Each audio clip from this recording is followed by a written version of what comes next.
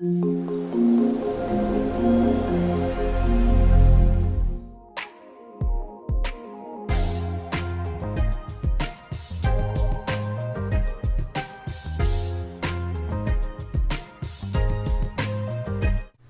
बाद record type के और क्या क्या मेरे यूज या मतलब ऐसे कौन से सिनेरियो बन सकते हैं जब मुझे रिकॉर्ड टाइप की जरूरत पड़े। एक कर्सर कोई चीज होती है, अभी बस आप ज्यादा डेप्थ में मत जाना। कर्सर का मतलब है कि एक क्वेरी में आने वाला वो सारा डेटा जो भी क्वेरी कंटेन कर रही है। लाइक चलाऊंगा तो ये जितनी भी रो कंटेन कर रहा है, लेट्स सी 8 रोज मुझे दिखा रहा है। जब 8 रोज के हिसाब से जो डेटा आएगा कर्सर के अंदर वो फीचर होता है कि ये रो बाई रो 1 बाई 1 आपके डेटा को नीचे बिगिन सेक्शन के अंदर भेजेगा। उसका सिंटैक्स और उसका एक तरीका है, ठीक है, उसको हम अभी पढ़ने वाले हैं आज के सेशन में। तो कर्सर में अभी घुसना नहीं है, आपको घुसना है कि अगर कर्सर भी भाई नीचे क्या किया हमने, नीचे हमने इन जनरल देखा कि एक क्वेरी है, उस क्वेरी के हिसाब से हमने अपना रिकॉर्ड टाइप डिफाइन किया। कर्सर क्या है, कर्सर भी आप देखो, अगर मैं इसको और इजी करने के लिए बोल दूं CEMP इन्फो, कर्सर का नाम कुछ भी हो सकता है। अगर मैं बोल दूं कि एम्प्लॉय की इन्फो का ये कर्सर है, कर्सर क्या कंटेन कर रहा है, कर्सर कंटेन कर रहा है एक क्वेरी से आने वाला डेटा। नीचे क्या किया है, एक क्वेरी से आने वाला सिंगल डेटा। तो डिफरेंस बिटवीन दिस और बिलो एग्जांपल इज ओनली कि भैया इसमें मल्टीपल रिकॉर्ड आ रहे हैं, उन्हीं 3 कॉलम के लिए आ रहे हैं, नीचे मेरा सिंगल रिकॉर्ड आ रहा था।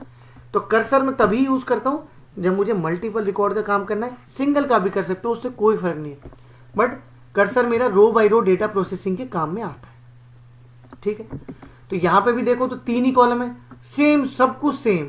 इन तीनों के लिए मेरा जो डिक्लेरेशन है वो बजाय की, बस थोड़ा सा चेंज जो है वो समझना है आपने कि अगर मैंने कर्सर यूज किया है, बजाय कि मैं ये करूं, ये बताऊं कि ये कॉलम का ये है, इस कॉलम का ये, इस कॉलम का ये, इसका रिकॉर्ड टाइप थोड़ा डिफरेंट तरीके से होता है। यहां पे सिस्टम बोल देता है कि आप सिंपली इस कर्सर का नाम अगर यहां नीचे दे दोगे,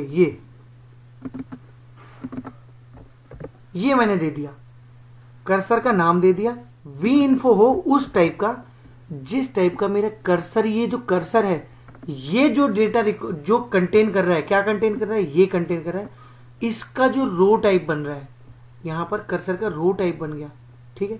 कर्सर यहां पे देखो तो एक तरीके से टेबल जैसा ट्रीटमेंट हो रहा है, अगर आप गौर करो तो जैसे टेबल का रो टाइप वाला करते हैं। तो अगर कर्सर है साथ में और कर्सर से आने वाले डेटा का यूज करना है तो उसमें सेपरेटली आपको रिकॉर्ड टाइप बनाने की जरूरत नहीं है। कर्सर के आने वाले डेटा को ही जैसे हम टेबल वाला रो टाइप यूज करते थे उस तरीके से यूटिलाइजेशन में लाया जा सकता है, ठीक है। तो कर्सर के केस में आपको डिक्लेरेशन कुछ इस तरीके से करना है। इसके एग्जाम्पल की तरफ भी चलेंगे, क्योंकि कर्सर का डिस्कशन नहीं किया, थोड़ा सा नीचे चलते हैं, फिर कर्सर के डिस्कशन की बात करेंगे, तब इसके एग्जाम्पल की भी बात करेंगे, ठीक है। तो रिकॉर्ड टाइप किस लिए यूज में आना है पता लग गया। कुछ और यूज केस दे सकते हैं, देख लेते हैं। लाइक अगर इंसर्ट की बात हो, कहीं पे इंसर्ट करना है या कुछ अपडेट करना है, रिकॉर्ड टाइप कैसे आपको हेल्प करेगा, ठीक है। एग्जाम्पल को रन करके नहीं देखेंगे, केवल समझाऊंगा। कोई एक टेबल है, इसकी बात भी नहीं करते हैं, कोई एक टेबल है आपके पास ऑलरेडी एम्प्लॉय की टेबल है, ठीक है। इंसर्ट करना है, गौर से देखो इंसर्ट मैंने कैसे सिखाया था। अगर किसी टेबल में इंसर्ट इनटू करना है, जिस तरीके का ये इंसर्ट लिखा हुआ है, ऐसा इंसर्ट मेरा तभी चलता है जब मैं सारे के सारे कॉलम्स, आपको एग्जांपल के तौर पे मान लूंगा मेरी पर्सन जो टेबल है इसके अंदर केवल और केवल 2 कॉलम है, मैं 2 कॉलम की बात कर रहा हूं। तो मैंने क्या बताया, इंसर्ट इनटू टेबल। अगर 2 कॉलम में ही पूरी वैल्यू डाल रहे हो तो आपको कॉलम के नाम स्पेसिफाई करने की जरूरत नहीं है, जैसा कि इसने भी नहीं किया है। सिंपली वैल्यूज लिखता हूं, वैल्यूज के अंदर दोनों के दोनों कॉलम्स की जो वैल्यूज है उसी सीक्वेंस में, जिस सीक्वेंस में मेरी टेबल के अंदर उसका स्ट्रक्चर है। यहाँ पे 3 कॉलम की बात हो रही है, आप यही समझ लो अगर इसी सीक्वेंस में आप तीनों कॉलम इंसर्ट कर रहे हो तो अपनी टेबल में इंसर्ट करने के मल्टीपल वेज आपके पास हो सकते हैं। अगर एक भी कॉलम को स्किप नहीं कर रहे हो, रिकॉर्ड टाइप के थ्रू कर सकते हो, एक सेलेक्ट के थ्रू डायरेक्टली कर सकते हो और वैल्यूज को पास करके कर सकते हो, ठीक है। तो यहाँ पे रिकॉर्ड टाइप के हिसाब से समझा रहा हूं भाई, ऐसा इंसर्ट कब चलेगा, जब इसी सीक्वेंस में आपको कंटिन्यूअसली ये वैल्यू मिल जाए। इट मीन्स ये वैल्यू इसके अंदर है और ये क्या है मेरा, ये मेरा क्या है, इसको गौर से देखो, ये है मेरा पर्सन जो टेबल है उसका रो टाइप, रो टाइप का हम क्रिएट कर ही सकते हैं, ठीक है। तो ये जो रिकॉर्ड कंटेन कर रहा है ये वेरिएबल क्या रिकॉर्ड कंटेन कर रहा है, ये रिकॉर्ड कंटेन कर रहा है कि पर्सन जो मेरी टेबल है उसका जो रो टाइप से मैंने एक वेरिएबल बनाया है ये वाला, ये पूरी की पूरी रो के सीक्वेंस के कॉलम को मेंटेन कर रहा है। तो बजाय कि लिखूं वैल्यूज में एक एक करके person ID comma first name comma last name, simply आप इस तरीके से दे सकते हो। एम्प्लॉय टेबल पे आप इसको प्रॉपरली टेस्ट करना, कोई डाउट आए तो मुझे कनेक्ट करना, राइट। सेम इसी फॉर्मेट में अपडेट भी कर सकते हो। कैसे कर सकते हैं अपडेट भी समझ लो भाई। अपडेट देखो क्या है, यहां पे पर्सन टेबल का एक मैंने क्या बनाया, रो टाइप का एक वेरिएबल बनाया, ये एक रिकॉर्ड बनाया। रिकॉर्ड बोल सकते हैं इसको, वेरिएबल भी रिकॉर्ड भी, बिकॉज एक से ज्यादा वैल्यू कंटेन कर रहा है based on this data type, ठीक है। सेलेक्ट स्टार यूज हुआ, बट ऑब्वियस स्टार कर सकते हैं, और उसी टेबल का स्टार कर सकते हैं जिसके टाइप का वेरिएबल बनाया है। ये स्टार से मेरी एक रो की, क्योंकि कर्सर की बात नहीं हो रही है तो एक रो पे ही फोकस किया जाएगा, अदरवाइज सिस्टम एरर देगा। कौन सी, more than one row fetch, ठीक है। उस तरीके का एरर देगा कि वेरिएबल में केवल और केवल एक रिकॉर्ड को कंटेन करने की कैपेसिटी है, आप एक से ज्यादा रिकॉर्ड लेके आ रहे हो। तो इसीलिए जब बिगिन में लिख रहे हैं हम तो every time we are fixing कि वेयर क्लॉज के थ्रू एक ही डेटा है, राइट। तो ये यहां पर मेरा क्या हो गया, ये मेरा पूरा एक रिकॉर्ड कंटेन करेगा।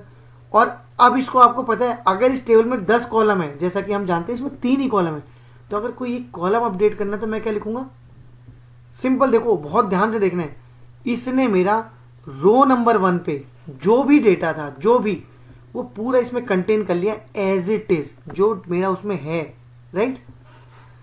अब है वाले डेटा के अंदर एक वैल्यू को इसने ओवरराइट कर दिया। लेट से उसके पास 1 पर्सन आईडी में कुछ वैल्यू थी, उसने कौन कौन से कॉलम कंटेन किए, क्योंकि टेबल में 3 कॉलम है, ठीक है।